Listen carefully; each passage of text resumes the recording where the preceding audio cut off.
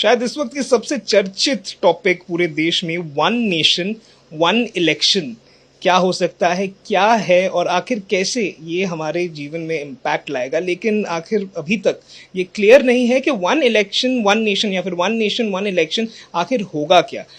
शायद एक बिल लाया जा सके, ये जो स्पेशल 5 दिन लोकसभा में जो बुलाया गया है उसमें, और उस पे आखिर क्या हो सकता है। तो उसका एक कॉन्स्टिट्यूशनल पॉइंट ऑफ व्यू से अगर हम बात करेंगे पूर्व गवर्नर त्रिपुरा मेघालय के और सीनियर बीजेपी के लीडर तथागत रॉय सर के साथ। सर, ये बहुत ही मतलब अभी तक समझ में नहीं आ रहा है कि ये आखिर है क्या वन नेशन वन इलेक्शन, मतलब एग्जैक्टली ये क्या हो सकता है और कितना प्रैक्टिकल है इस पूरे देश के लिए। देखिए, ये समझना तो ज्यादा कठिन कुछ नहीं है। मेरा तो आयु काफी हुआ और इसके चलते मैं 1952-1957 का चुनाव देखा। उस समय तो यही होता था, वन नेशन वन इलेक्शन। जो लोकसभा चुनाव, विधानसभा चुनाव सब एक ही साथ होता था और बाकी समय जो चुने गए सरकार होते थे वो अपने प्रशासन के काम करते थे। अब क्या हो गया, उसके बाद जब मिड टर्म इलेक्शन होने लगा, सरकार बर्खास्त होने लगा, तो इसके चलते सब उल्टा सीधा हो गया। और अभी लगता है कि सारा देश किसी न किसी जगह में कभी न कभी हमेशा इलेक्शन मोड में रहता है। हमेशा यदि कोई सरकार इलेक्शन मोड में रहेगा, पर्टिकुलरली यदि आप ऑल इंडिया पार्टी के प्रति दृष्टि रखते हुए इसको सोचेंगे, तो मैं समझता हूँ कि जो सरकार प्रशासन चलाना चाहते हैं, एडमिनिस्ट्रेशन चलाना चाहते हैं, उनको कभी कभी अनप्लेजेंट डिसीजन लेना होता है। अप्रिय सत्य कुछ बोलना लगता है, जरूरी होता है। लेकिन सरकार यदि पूरा देश सारे समय के लिए इलेक्शन मोड में रहेगा तो कोई बोल नहीं पाएंगे। पॉलिटिकल कारण की वजह से वो स्टॉल्ड हो जाते हैं, स्टॉल्ड हो जाएगा और सारा पॉपुलिज्म के एक लहर चलता रहेगा। तो ये तो देश के लिए मैं समझता हूँ कि मंगलजनक नहीं है।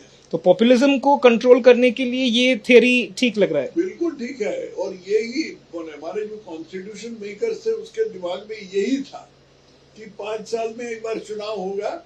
दो चुनाव के बीच जो चुने हुए सरकार सत्ता में आएंगे वो प्रशासन चलाएंगे। उस प्रशासन में ऐसे कोई, जिसको मैं कह रहा हूँ कि अनप्लेजेंट डिसीजंस जो है वो लेंगे। लेकिन ये तो हमेशा सारे देश अगर इसी इलेक्शन मोड में चलते रहे तो ये तो संभव ही नहीं हो पाएगा। तो उन स्टेट्स का क्या होता है सर, अगर कॉन्स्टिट्यूशनल वाइज की हम बात करें, अगर किसी एक पर्टिकुलर स्टेट में इलेक्शन हुआ है हाल ही में 1 साल पहले या फिर 2 साल पहले, 5 साल का उसका टर्म होगा, तो अगर एक ही साल मतलब एक ही इलेक्शन होता है लोकसभा और डिफरेंट स्टेट्स का, तो क्या उन असेंबलीज को अपने टर्म से पहले ही डिसॉल्व कर दिया जाएगा? क्या हो सकता है? पहले ही डिसॉल्व क्यों नहीं, उसको बढ़ा भी दिया जा सकता है, एक्सटेंशन भी हो सकता है। देखिए, मैं इसका जो सोचा जा रहा है, जिस बारे में आप प्रश्न कर रहे हैं, ये कोई आसान काम नहीं है। इसमें मतभेद होगा, लोग तरह तरह के बोलेंगे, जिसका जैसा स्वार्थ है उसी के मुताबिक लोग सब अपना मत प्रकट करेंगे। लेकिन मैं समझता हूँ कि देश के लिए एक उचित कदम है और इसको लागू करना पड़ेगा। इसको तकनीकी रूप में इसको इसमें क्या जो कठिनाई आएगी, वो कठिनाई को कुछ हल करना पड़ेगा। लेकिन लक्ष्य हमको ये होना चाहिए, ये मेरी विचार है। कॉन्स्टिट्यूशन इसको सपोर्ट करती है। कॉन्स्टिट्यूशन तो ये सपोर्ट करती है। कॉन्स्टिट्यूशन में ऐसे खुली रूप से ये लिखा हुआ नहीं है। मैं कॉन्स्टिट्यूएंट असेंबली डिबेट्स में पढ़ चुका हूँ।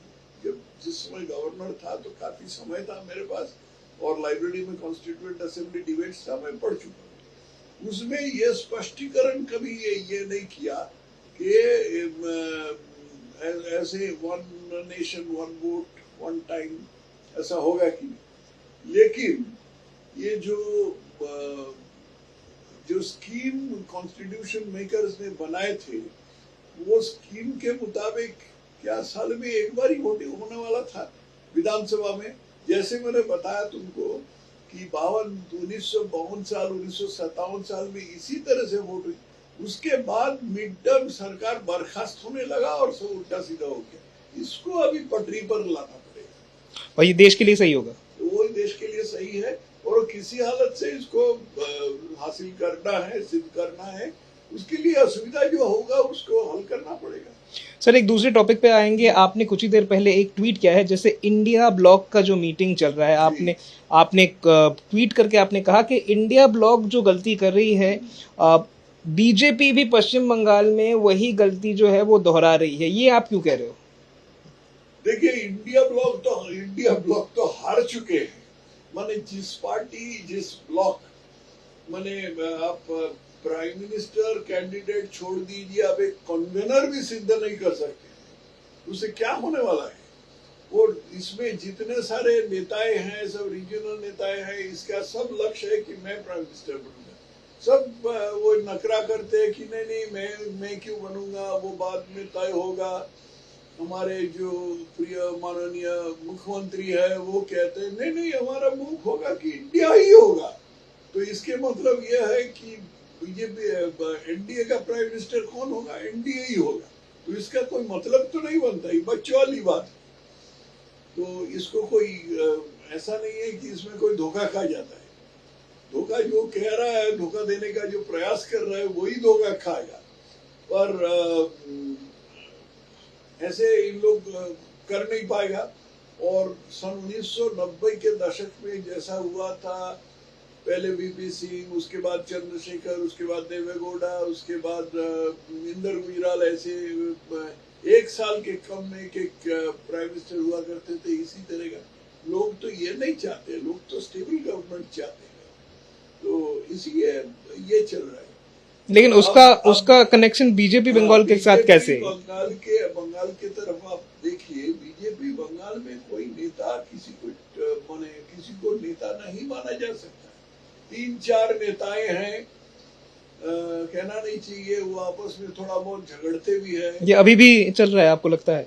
जहां तक मैंने सुना, मैं तो अभी एक्टिव राजनीति में नहीं हूँ, तो इसलिए मेरे पास एकदम सही खबर नहीं पहुंचता है। लेकिन कुछ खबर पहुंचता है, जो पहुंचता है उसी के आधार पर मैं कह रहा हूँ कि जो बीजेपी, पश्चिम बंगाल बीजेपी जिस ओर से, जिस ढंग से चल रहा है, वो ठीक नहीं है। एक नेता होना चाहिए और उसके पीछे केंद्रीय सरकार को पूरी तरह सपोर्ट देना चाहिए।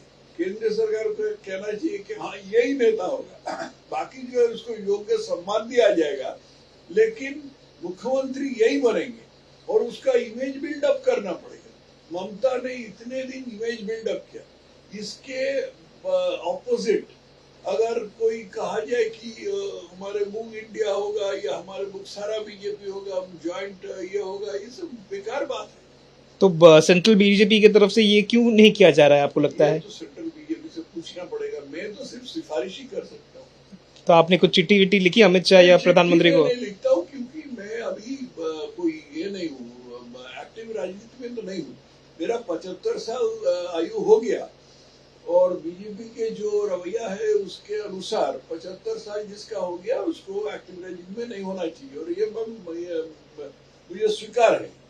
तो मैं अभी पॉलिटिकल कमेंट करता हूँ। मेरे पास तो अभी एक ये भी नहीं है, माने क्या कहते हैं, एक सामान्य सदस्य पद भी नहीं है, लेकिन मैं समर्थक तो हूँ और स्वयंसेवक तो हूँ।